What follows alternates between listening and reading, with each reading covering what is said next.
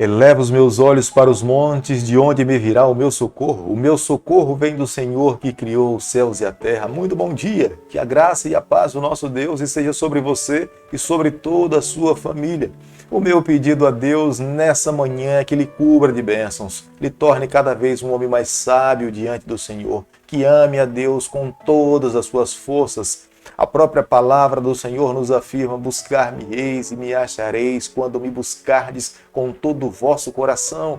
É o que nós fazemos a cada dia, buscar a Deus com todas as nossas forças. Fazendo assim, Ele irá ser deixado encontrado por cada um de nós.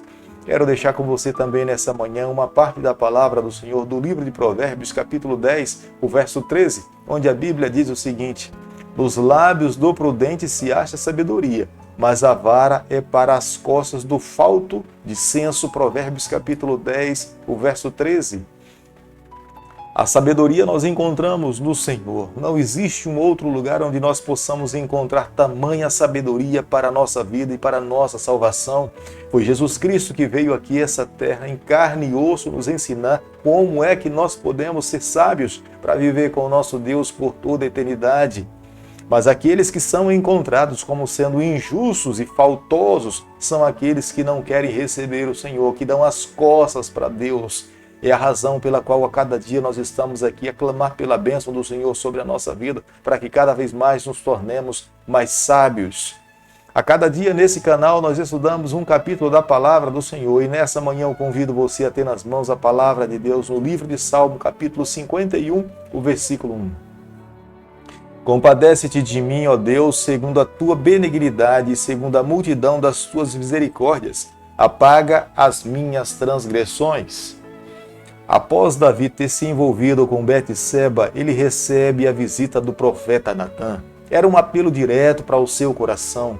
Deus tinha enviado o profeta Natã até a casa do rei Davi para que ele pudesse abrir os seus olhos a respeito do pecado que ele tinha cometido. Após reconhecer os seus erros, as suas falhas, humildemente ele se debruça diante de Deus. O salmo que nós estaremos estudando nessa manhã é um salmo de penitência de Davi. Ele reconhece as suas falhas, ele confessa para Deus os seus pecados, está disposto a viver uma vida de arrependimento, se coloca diante de Deus e clama para Ele, para que a justiça do Senhor recaia sobre a sua vida. Possivelmente no Antigo Testamento nós não encontremos nenhuma passagem que demonstre profundamente um pecador arrependido diante de Deus, disposto a viver uma nova vida e disposto a ouvir de Deus que o seu pecado foi cancelado e perdoado. Está disposto a receber de Deus a misericórdia infinita do nosso Salvador. Portanto, esta oração do Salmo 51, de penitência do rei Davi, ele começa lá no fundo do poço, mas termina regozijando, agradecido a Deus pelo perdão e pela alegria que existe em encontrar a salvação em Jesus Cristo. Davi estava profundamente arrependido do seu pecado. Davi sabia que não tinha ofendido apenas a Deus, mas Davi tinha ofendido muitas pessoas. Davi tinha se envolvido com Betseba. Davi tinha matado Urias, o esposo de Betseba. Quantas pessoas estavam envolvidas no seu pecado? Mas Davi sabia que, acima de tudo, o seu relacionamento com o seu Deus profundamente tinha sido ferido, tinha magoado o coração de Deus. Isso é o que lhe trazia maior tristeza, a maior dor para a sua vida. Nenhum pecado pode ser tão grande que Deus não possa perdoar. Nenhum ser humano foi tão longe que Deus não possa lhe alcançar. O que nós temos que fazer a cada dia para recebermos o perdão de Deus é nos voltarmos para Ele, é confessarmos os nossos pecados, é viver uma vida de arrependimento, é reconhecer profundamente que todo pecado que nós praticamos nessa terra, diretamente nós ofendemos a Deus e ofendemos as pessoas que estão ao nosso redor. No versículo 1 do capítulo que nós estamos estudando nessa manhã, dá para nós entendermos como cada pecador precisa se aproximar do Senhor. Davi não vai com desculpas diante de Deus. Davi não apresenta as suas argumentações pessoais. Davi, diante de Deus, ele se declara pecador. Compadece-te de mim. Ele reconhece que é indigno, ele reconhece que transgrediu a lei e ele sabe que somente o seu Deus pode lhe trazer a paz, o perdão e a reconciliação. Embora Davi tenha se envolvido sexualmente com Betseba, mas Davi reconhece que ele tinha magoado a Deus, ferido a lei de Deus, transgredido o seu relacionamento com o seu Deus. No mundo em que vivemos, quando uma pessoa agride alguém ou ofende o ser humano, ele muitas vezes imagina que o único relacionamento que ele feriu ou pessoa que ele feriu são pessoas que estão nessa terra. Mas muitos dos dias de hoje se esquecem que além de ferir as pessoas que estão ao seu lado, eles também ofenderam ao seu Deus. Todo pecado que nós praticamos nessa terra, nós ferimos alguém, mas acima de tudo também nós ferimos ao nosso Deus. Esta era a consciência do rei Davi. Esta é a consciência que cada um de nós precisamos criar a cada dia. Salmo 51, verso 7, a Bíblia diz o seguinte: purifica-me como isopo e ficarei limpo, lava-me e ficarei mais alvo que a neve.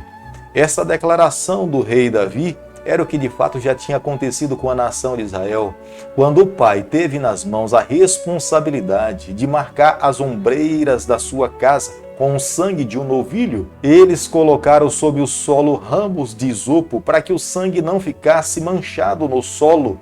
Era o que Davi estava pedindo a Deus, para que Deus também pudesse cobrir os seus pecados e apagasse as suas transgressões, para que ele pudesse ficar mais alvo do que a neve. O desejo do rei Davi não era que Deus simplesmente purificasse o seu coração, mas que lhe desse um coração novo, recriasse o seu coração, lhe desse a oportunidade de viver uma nova vida. É o que somente Deus pode fazer por nós. Nenhuma pessoa nessa terra tem a capacidade de colocar dentro de nós um novo coração, uma nova vida, uma nova oportunidade. Somente o nosso Salvador Jesus Cristo. Davi estava pedindo a Deus para que colocasse no seu coração um espírito inabalável, uma vida que tinha sido caracterizada com atos irregulares, sobes e desce. Davi agora clamava a Deus: por favor, coloca em mim um espírito inabalável, para que eu não viva uma vida oscilante, mas para que a minha fé seja constante no Senhor e eu consiga entender a vontade de Deus para a minha vida.